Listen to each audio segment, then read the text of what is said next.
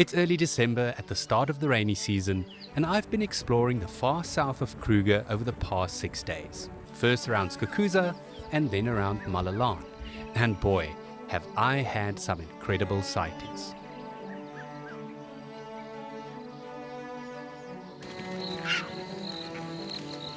For the final leg of my journey, I headed east towards Crocodile Bridge, and getting up early paid off in the most spectacular way.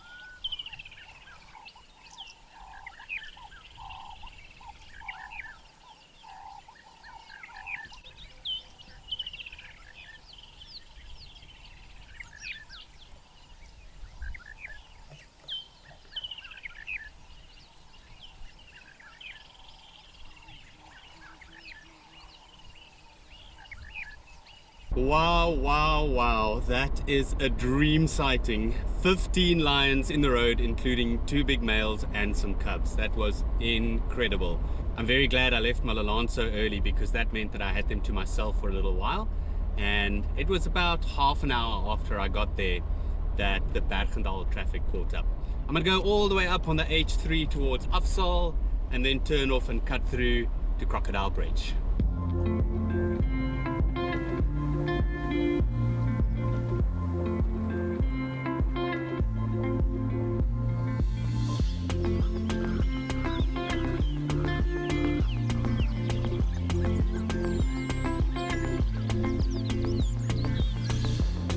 After that mind-blowing lion sighting and a long drive in the morning, I decided not to head out in the afternoon and to spend some time in camp instead.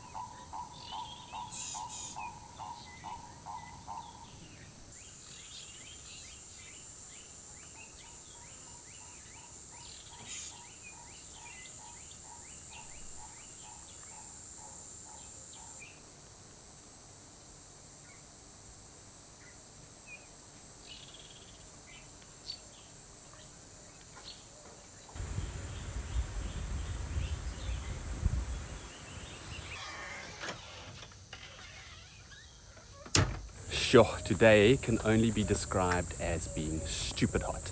Must have been over 40 degrees Celsius.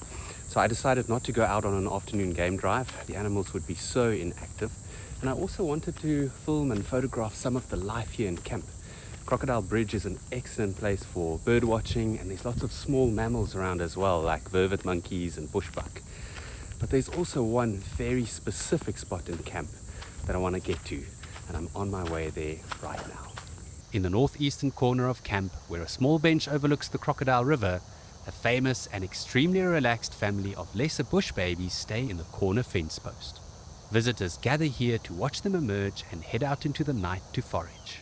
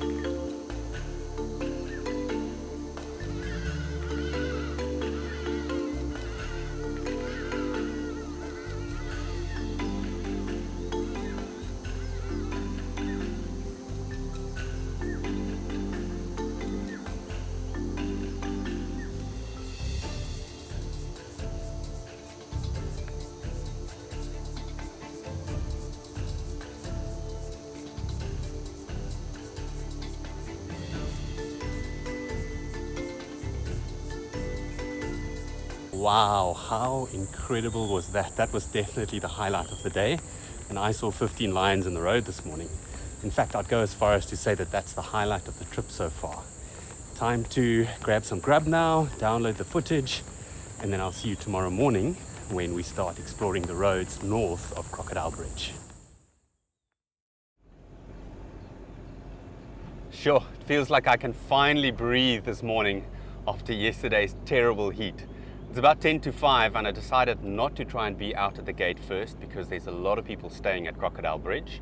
I've let them all go first, go onto the roads that they want to explore, but I'm heading for the S28 because apparently cheetahs have been seen there regularly over the last 3 days.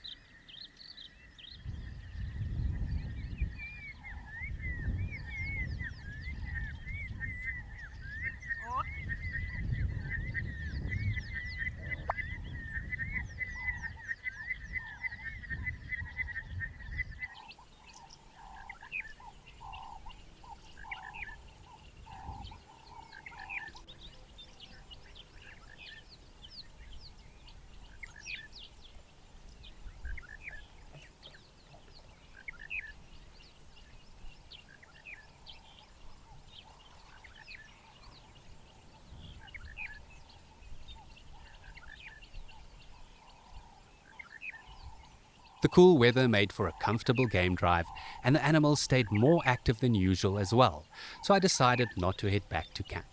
Just before midday, I bumped into one of Kruger's giants, an enormous elephant bull.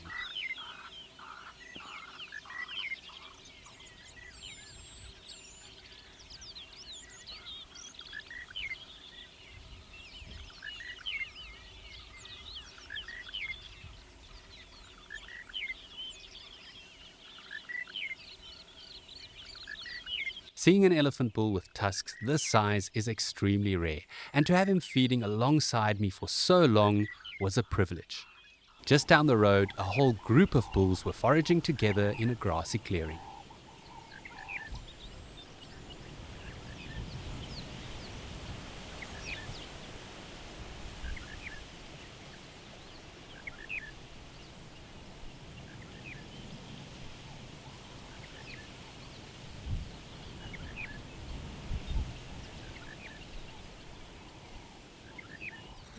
After a quick stop at Lower Sabi, I took a drive along the Sabi River to stake out Lube Lube, a famous rock formation on the H41 that was supposedly being used by a leopard mother and 2 tiny cubs.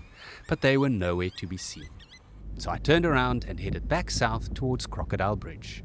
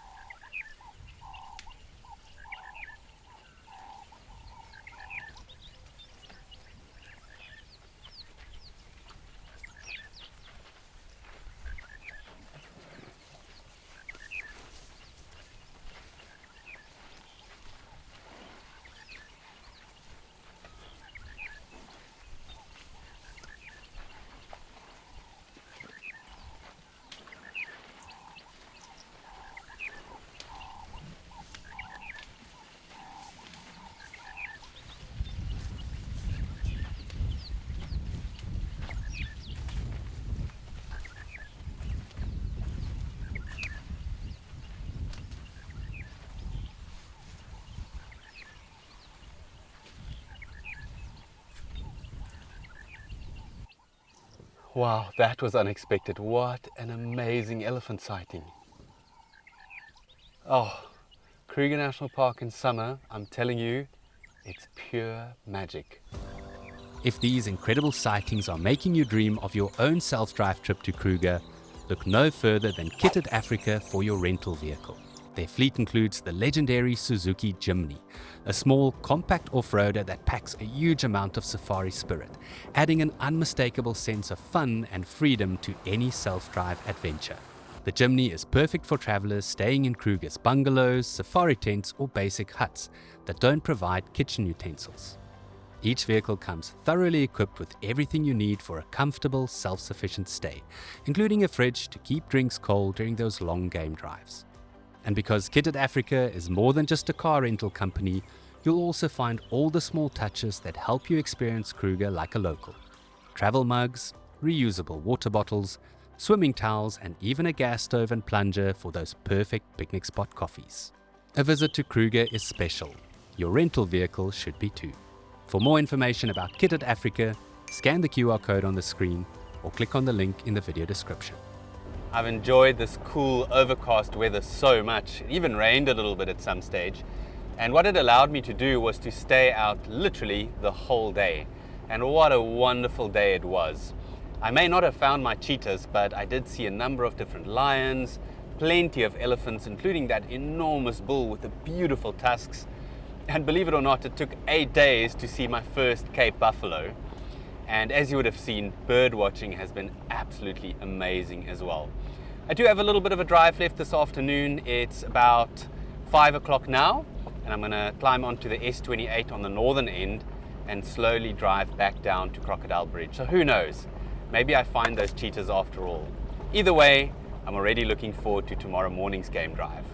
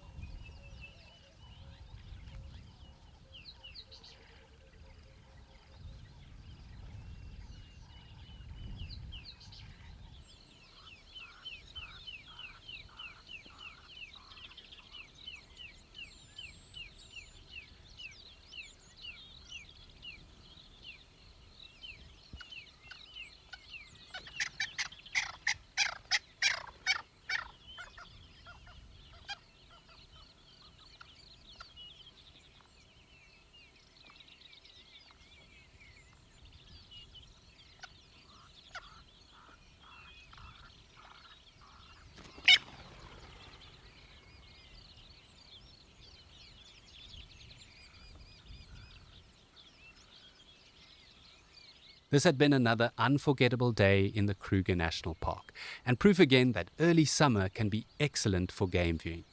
I only had a day and a half left to find cheetahs though, so that would be my main mission the following morning.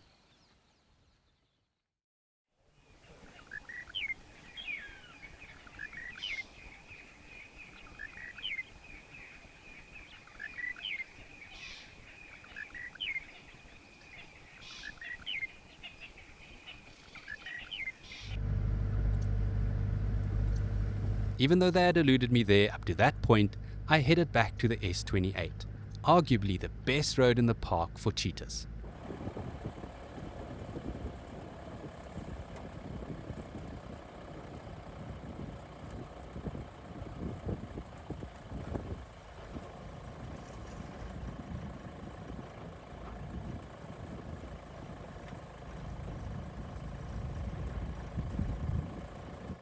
Well, it took a while, but I finally found the cheetah boys on the S28, and they're lying in the road.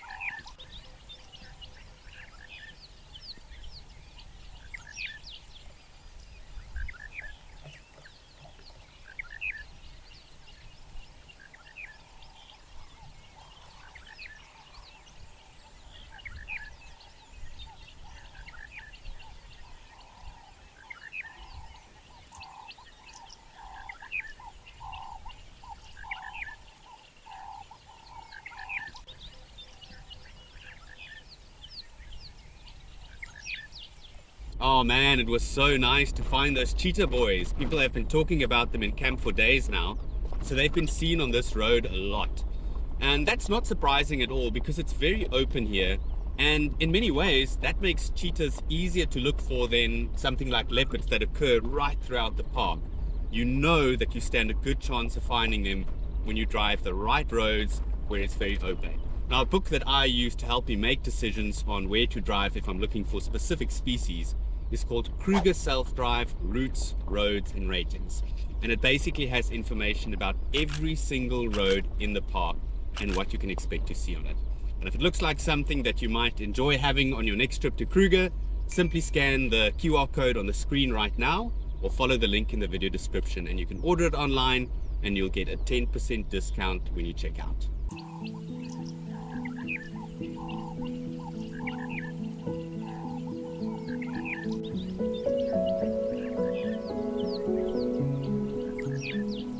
I spent the rest of the morning admiring the beauty all around me, brought about by the first summer rains.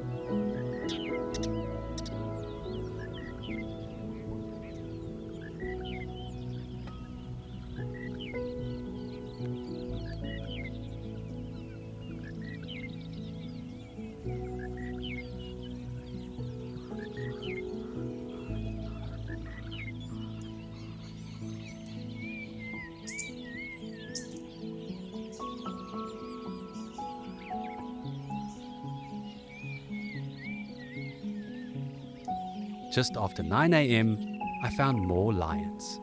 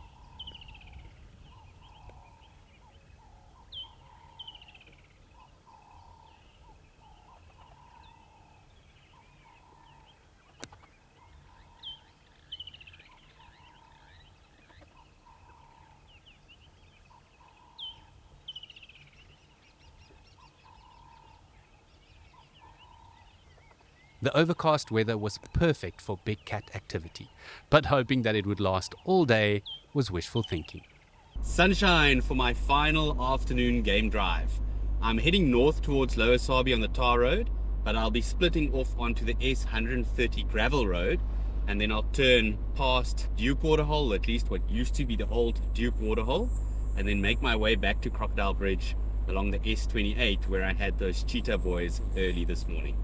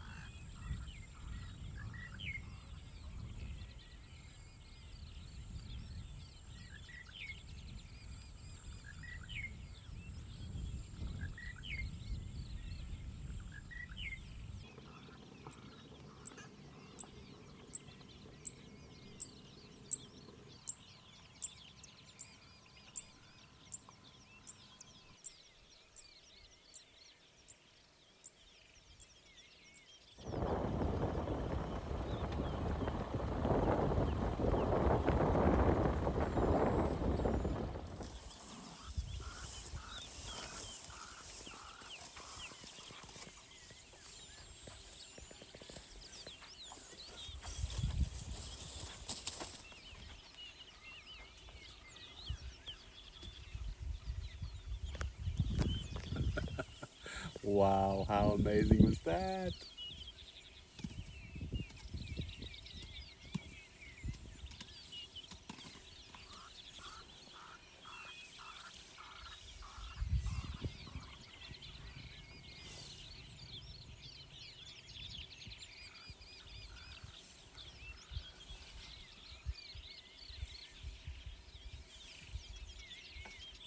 Although I had seen some of the best Kruger predator sightings of my life over the past week, this will be remembered as an elephant trip. I had seen tiny babies, big bulls, massive breeding herds, and some of the most memorable elephant interaction ever. And this afternoon was no different. The following morning, however, I would have one of the most unique elephant encounters yet. It was my final morning in the Kruger National Park and a wonderful opportunity to reflect on all the amazing things I had seen and experienced over the past 9 days. But Kruger had 3 more surprises in store for me. First was an elephant cow fast asleep on the side of the road.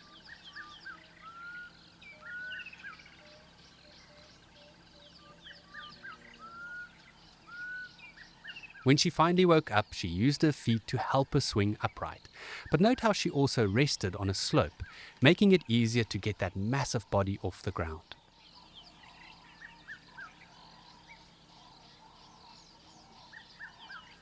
The second surprise was a stunning but shy male leopard in a tree along the H10.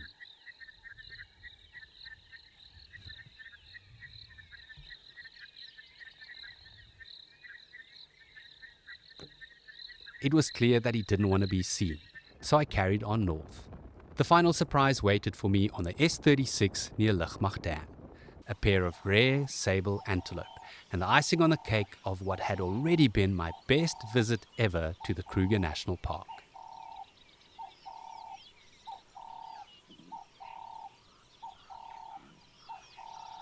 Thank you so much for watching all the way to the end. If you enjoyed this video and series, leave a like and subscribe to the channel as well.